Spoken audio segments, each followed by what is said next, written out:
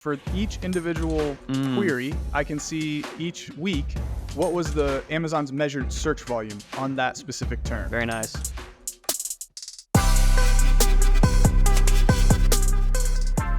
What's going on, and welcome back to another episode of That Amazon Ads Podcast. I'm here with Steven today, and we're going to be talking about a highly requested topic, one that's going to help you find the right keywords for your product so you know what to be targeting inside your Amazon campaigns.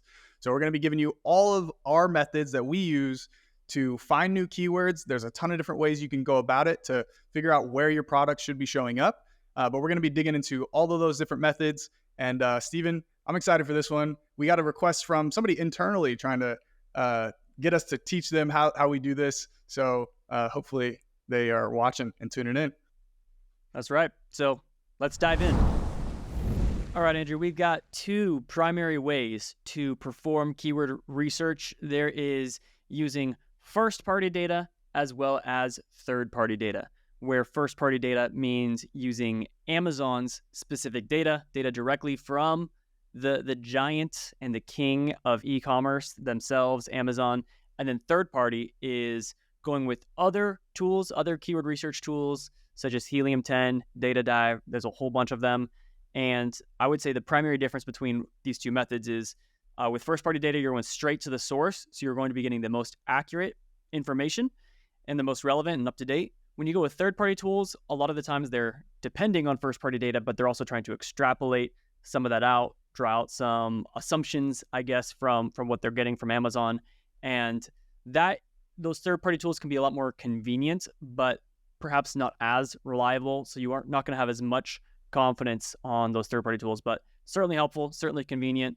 Andrew, obviously we use both, but which would you say you use more frequently? Amazon has come out over the years with a lot more data. They're giving more data to sellers. They're giving us more access to the keyword data to see what is actually trending, how much search volume, and all these types of things. So it's almost becoming like the third-party tools have to add on all these additional support features and things like that to make them useful enough, because most of the stuff that you need as far as the keywords you can get from Amazon. So Amazon is always the first place that I start, simply because, like you said, it's going to be the place where you have the highest confidence in the data that you're getting because it's coming straight from the source. These are people searching on Amazon. Only Amazon knows exactly how many searches each of those queries is getting.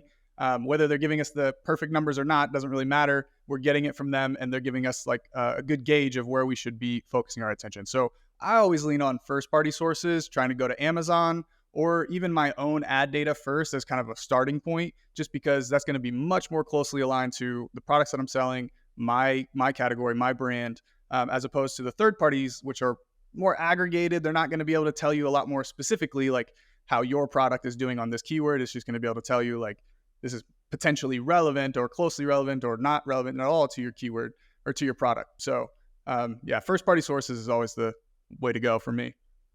Yep, I would agree. I'm a big fan of that, especially because these third-party tools, they can be pretty pricey, and you just got to log into something else. I don't know, it's just kind of convenient to not have to switch over to other tools, and the first-party data from Amazon's enough. So let us actually jump into a screen share, and we'll show you guys some of what we're talking about for both these first-party tools as well as third-party tools, and we'll take a look. All right, Andrew, so we got the screen share. We're showing Amazon.com in case if anyone's just listening audio only. They like the ASMR version of the podcast. The very simplest version, and if you guys have been following our podcast, you know we're doing a case study series right now with an electrolyte brand, so we'll be using them for this example. You can go watch those episodes if you want, but that's not the topic of this one. We're just showing you keyword research methods that apply to anything, but we will use electrolytes as an example. So if you were to type into the search bar electrolytes, look at that. What do you got here, Andrew? You got a whole list of keywords and potential searches that you could target.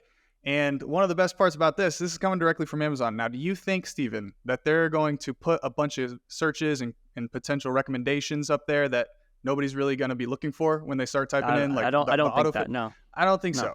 So these are going to be like the most relevant when you start typing in these things. The autofill is a great place to start. Going straight to Amazon, they're telling you what people are looking for whenever they're starting with that seed keyword.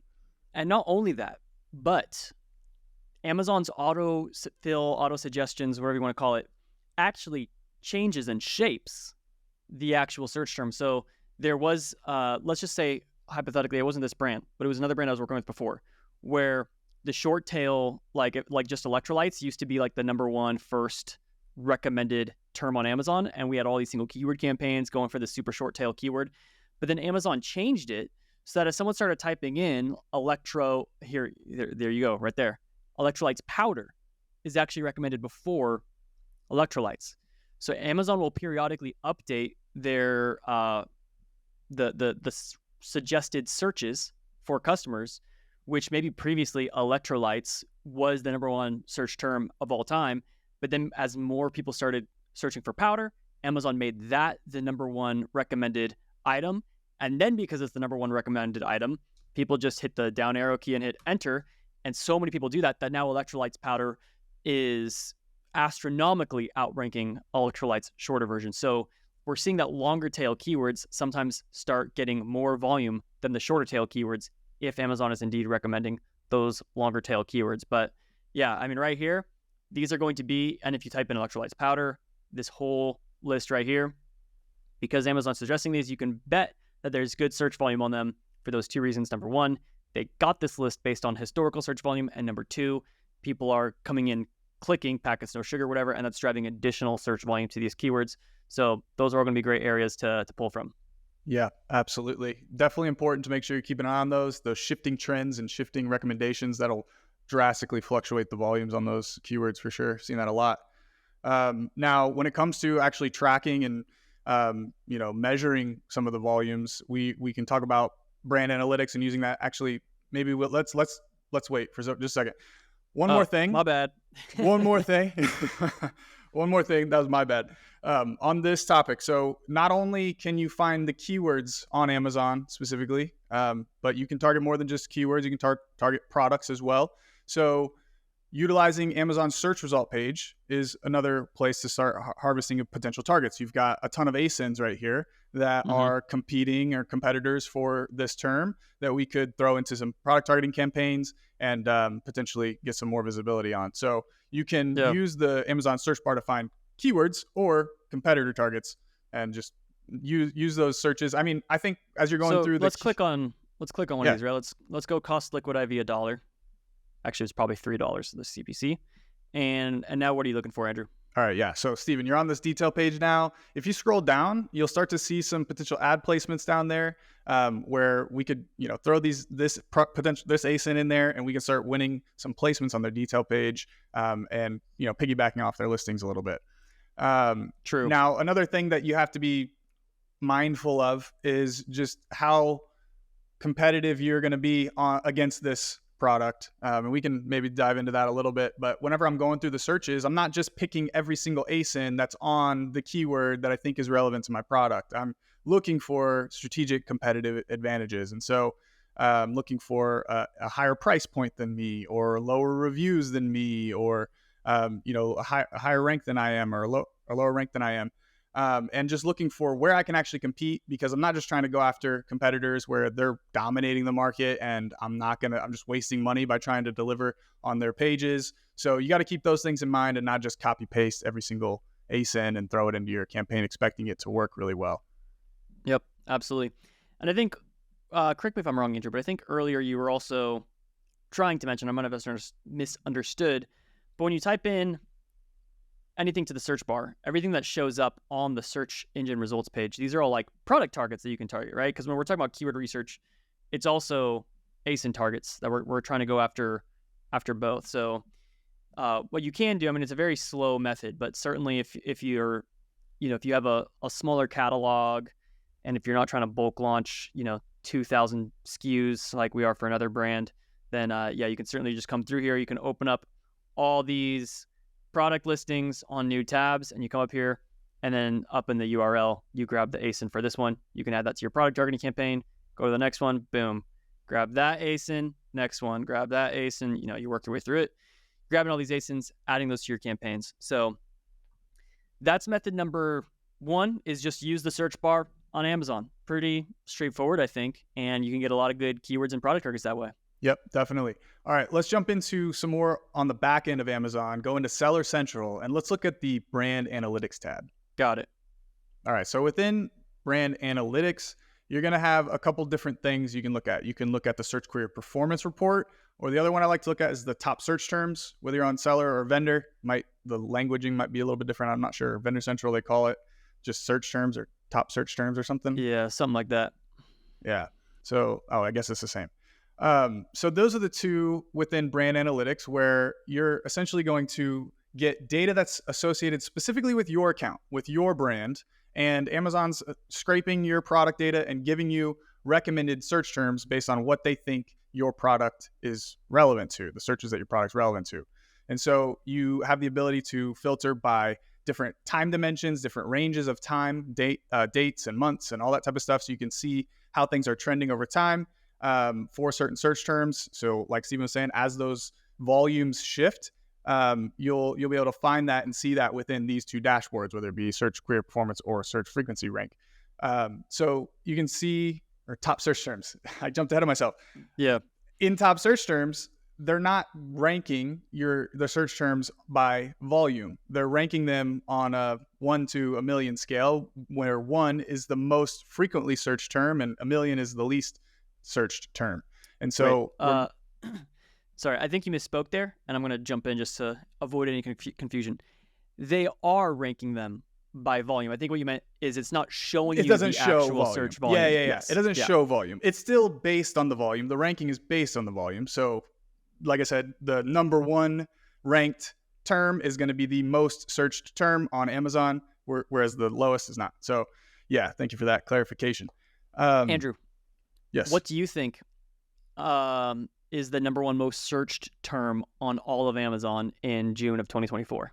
Oh, gosh. In June? What do you think is the number 1 search term? I know it's always some weird stuff. Let's go with iPhone cable. iPhone cable? Or iPhone. iPhone 15. I'm going to guess, yeah, iPhone's pretty good. I'm going to guess something about summer related. I want to guess pool toys.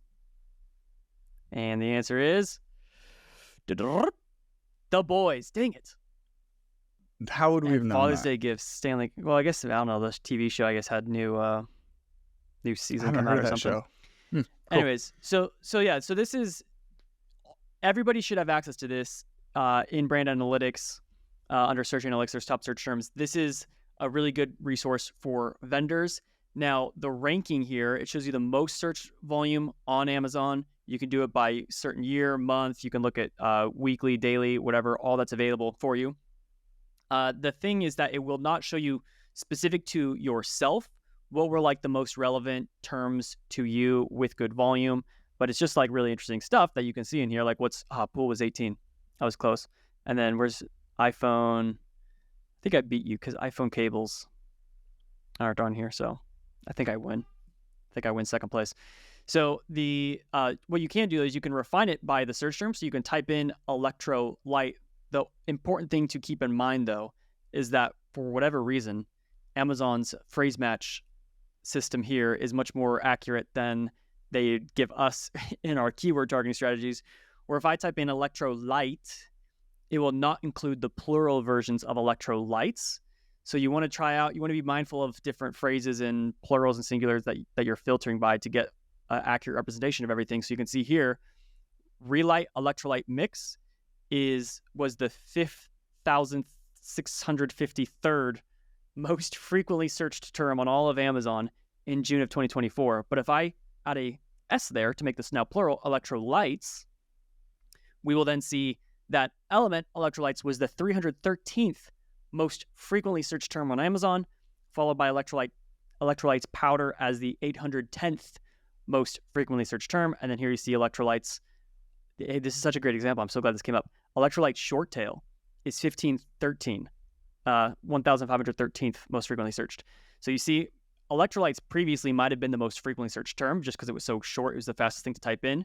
But then as Amazon starts, you type in ELECT, and then Amazon starts saying, do you mean electrolytes powder? and then people jump to that and hit enter, and that then becomes an outranking term compared to just electrolytes in terms of frequency, in terms of total volume. So we don't see the total volumes here, but it is very telling for what are the keywords that get the most volume, and absolutely essential resource for vendors, because this is kind of the only first-party true data that you have. All this stuff can be downloaded, which is very nice. But if you are on the Seller Central side of things and you are brand registered, you get some other more powerful views that actually do show you the search query volumes. So, Andrew, what's going on with this table over here? How does this one work? Yeah, this one you have a couple different options. You can either do a brand view or a specific ASIN view. So the difference between those is one is going to give you your overarching, your total brand performance on individual keywords, whereas your ASIN, you're going to put in a specific ASIN and you're going to see how that ASIN performs across different searches. So depending on what you're trying to analyze, will dictate whether or not you use the brand view or the ASIN view. But for this brand in particular, I've pretty much just been using the brand view because they only have like one product, and those products are all the same and they all show up on the same queries and things like Yep. that. So just wanted to roll it all up and see how we are as a brand comparing to all these other companies on these keywords. So with that, I always recommend the Seller Utilities app, and that'll help download a lot of those monthly or weekly data points really quickly for you.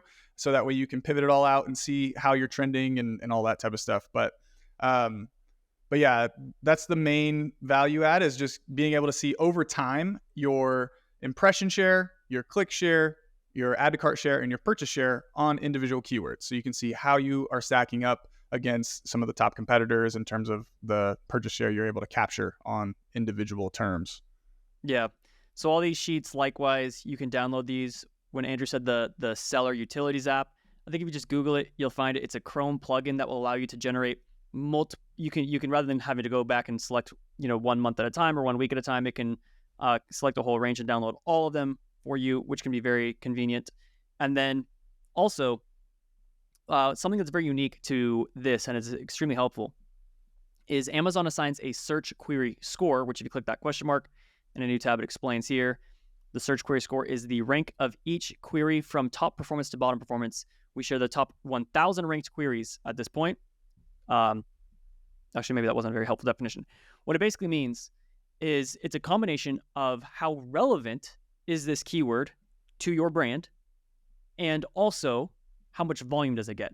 So if something is completely not relevant to you but has a ton of volume, it's not going to get that good of a score.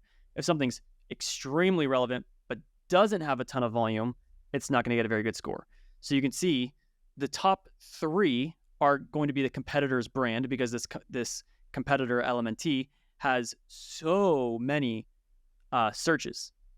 So there's so much volume on this one, and because it is relevant, it gets a pretty high score. So even though it's not as relevant as obviously like Unsalted, which is our brand name, Unsalted is obviously much more related to our brand, but we only get 36 searches. So not very many for the whole entire month compared to 400,000 searches. And it's also kind of interesting that I do think it's actually interesting that Element Electrolytes. I would have thought Element Electrolytes would have been ranked number 1 instead of number 2. But I mean, it could be a combination of also like the brand purchase share that's going on. Who knows? But you can search this or sort this. I mean, you can sort by highest volume, and you can see that Liquid IV is getting 1.2 million searches. So this is the highest ranked item, but our search query score is 394, which is a pretty low score.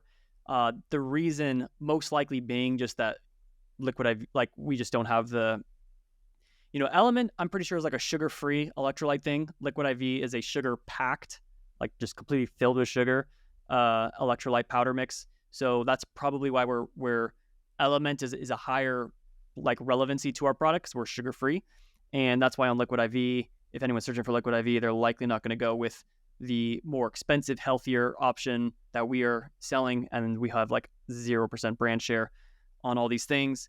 And you'll also see in this high volume keyword list, there's a bunch of other stuff that's pretty low volume. Actually, we should probably add this one, Andrew. Liquid IV sugar free. It's probably a good one. could probably start ranking on that. But also like keto, sugar, like sugar's not good. We could probably negative exact that from everything. Stevia, all these kind of weird stuff. So anyways, I think that covers off on how to use Search Query Performance Dashboard, but download this report, download the brand analytics report. I got one more thing. Yes. I got one thing we missed on the top search terms one. So one just final piece on that is those filters. You kind of alluded to it with the search term filter where you typed in electrolyte, but there's also those top click products, top click brand, top click category filters. Those are really good for helping you identify like what's important to your product or what's important to your brand. So you could take your ASIN, plug it in there, and then you'll be able to see what searches is my product winning, and is it getting the most clicks and capturing the most purchase share. So that is a huge value add to that search terms one that'll help kind of take all that information and distill it down to like what's important for your product. Yep. So what you saw that I just did was when I typed in the electrolytes powder no sugar, looked at the one that Amazon said was the overall pick, Amazon's choice, grabbed the ASIN from the URL, came here, plugged it into top clicked products, which basically means it's going to search through the this whole like keyword list in the search frequency rank table. Amazon will show you what were the top 3 clicked ASINs. And so if you enter an ASIN here, then it's going to show you any of the search terms where that ASIN was in the top 3 most clicked. So you can then see what they're ranking on, that they're getting ranked, clicked on. And in this case, electrolytes powder, hydration packets. Ultima is obviously the brand name. But yes, this is great. You can download this list and start going after those keywords as well. All right, and final thing on the search query performance report. That is super helpful, but it only gives you that monthly view. And Stephen, you alluded to it before, is being able to download them in mass and put them into a single data sheet and see how things are trending. So here's a quick little example, a quick little teaser. Maybe we'll do a separate video showing you how I created this using the search query performance report.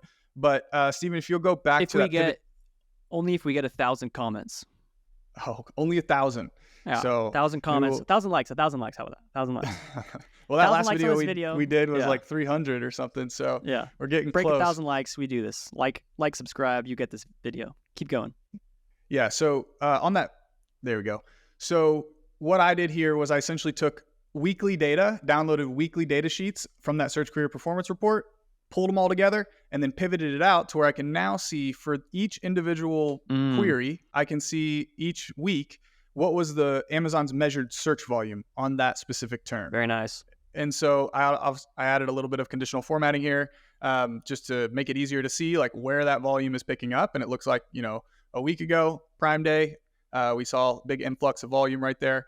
And, this is just a very easy visual representation to help you measure and track the actual metrics that you're getting from the search query performance report, because otherwise it's difficult if you're just looking at the dashboard and trying to go, okay, May, and then see a keyword, what the purchase share was, and then switch to June and, try to do all that. So it can be a little bit easier to just pivot it all out, and then you can, do a little formatting and make it look pretty. Definitely. Cool. All right, let's switch over now to the third-party ways in which you can do some keyword research. All right, so with third-party tools, there's no shortage of them, but I think Helium 10 is considered to be the most popular. It's rather affordable, but there's Data Dive, there's a whole bunch of others, but Helium 10, a lot of people seem to like. It's been around for a long time. And the way it would work is you create a Helium 10 account. You click on, under the keyword research, you would open up like the magnet is pretty popular. And then you type in electrolytes, and it's going to generate a whole list of keywords related to electrolytes. And then we have a further filter here. So we're only looking at the search terms that contain either electrolyte or electrolytes. Maybe we could also add in here hydration, give it a little bit more room, and hit search, and we can see what pops up.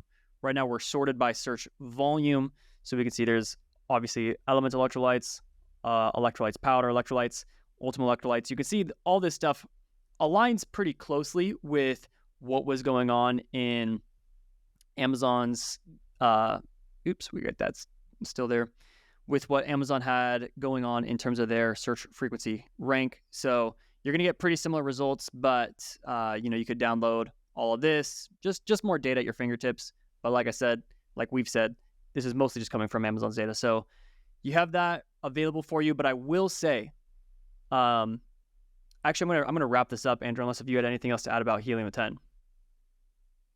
I don't think so. Okay. Pretty straightforward, guys. Yeah. So let's go back to first party Amazon's keyword research stuff. That's the end of the third party stuff. Because there's actually quite a bit more on the first party side that I think we forgot to say. But I'll start with this. We said the benefit of third party data is convenience. The negative side is you don't get as accurate. You don't have as a good data confidence. These search volumes are largely like estimates, not always super accurate. They're pretty good though. But the suggested bids, these are, I'm not sure how Helium 10 is getting this, but if you have heard us talk about, well, anyone who is in the masterclass definitely heard this conversation where we say the CPC is a combination of three things. It's how much you're actually willing to afford, your maximum bid, also what the competition is bidding, so the auction market price, and the third thing is your product quality score, relevance score to that keyword.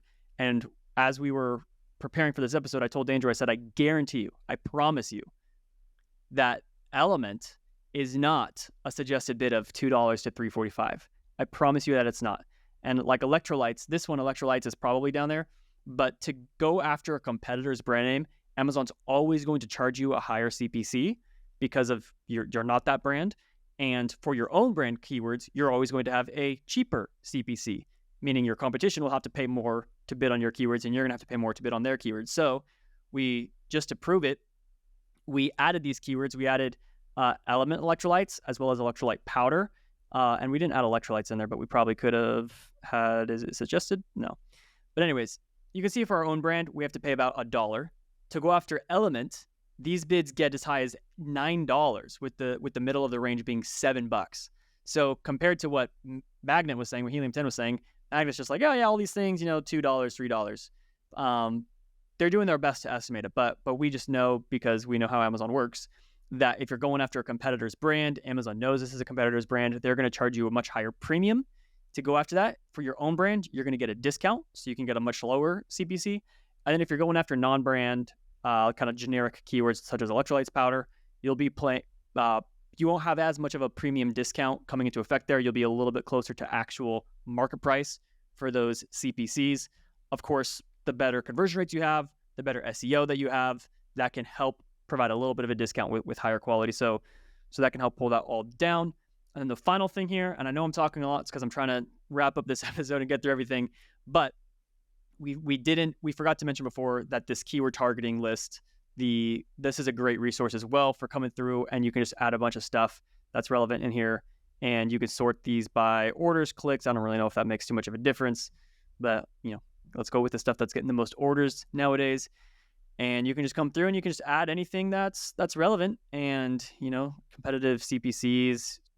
We have episodes where we talk about what should your starting bid be, and so you can check that out to go learn more about what should your starting bid be on these. All right, back to you, Andrew, if you have anything. No, I think that was a good point. I always like to go to this. Sometimes you'll get some new ideas or stuff that you're not currently targeting. And especially if you're a new account and you haven't run any ads before, and all you have at your disposal is just what Amazon's able to give you from a new account and these suggested keywords. So good place to start. I think if you already are running ads and you are taking over an account and you're coming in and you just kind of want to do some initial keyword research and see whether or not you're covering and saturating the targets that you should be targeting, you can leverage your own data, your own ad data, utilizing the search term reports to help figure out and find if there's any gaps in your targeting. And you can go through all those methods that we did to come up with a list of all your brand, non-brand, competitor targets, and then compare that to what you're currently targeting and what you're currently hitting in your search term reports, and see if there's any discrepancy between those, and if you can add any additional targets that you're missing from those other sources that we were mentioning. So just make sure you're utilizing those reports if you have them. and then going through, all those different methods that we showed you. Yep. And I think that will be next week's episode topic, is how to do keyword harvesting, which is a form of keyword research from your own Amazon PPC campaigns. So I believe we'll be doing that next week. But, we did an episode almost a year ago talking about how to do keyword harvesting, or at least what are the criteria for keyword harvesting. But if you guys have seen us launch our campaigns and everything, we have like keyword research based. Like, keyword research is the objective of some campaigns. Those are going to be auto campaigns, broad and phrase match. But an important caveat with all of that is, if you're doing a brand new product launch, those auto campaigns are largely dependent on Amazon's ability to understand your product and index it properly. A lot of times that takes Amazon doing some testing out with your product in different search terms to get a better sense of what your product is. So if it's a completely brand new product with zero history and zero search history, then those auto campaigns likely aren't going to give you the most accurate search results, and it could just waste a lot of money. So for that reason, what we just showed you guys, that can be a good way to do additional keyword research, or those really high volume search terms. Maybe your auto campaigns aren't actually discovering those search terms because they are like $12 CPCs and they're so competitive, you never got an opportunity to appear in search for those and win a click for those. So it doesn't appear anywhere in your search term reports. So you want to use both those search term reports. Another great way to continue to grow and scale the sales. But these other keyword research methods will show you what are the most important, highest value keywords, and hopefully all that makes sense. And if it doesn't, drop us a comment, drop us a line, jump in the Discord, ask us questions, stuff like that. And also make sure you like and subscribe to this podcast. We love and appreciate your support. And I think that's it, Steven. You ready to wrap this up, man? Yeah, and definitely subscribe if you want to see that episode next week on how to do keyword harvesting and stuff like that. But otherwise, we'll see you guys next time on That Amazon Ads Podcast. See you guys.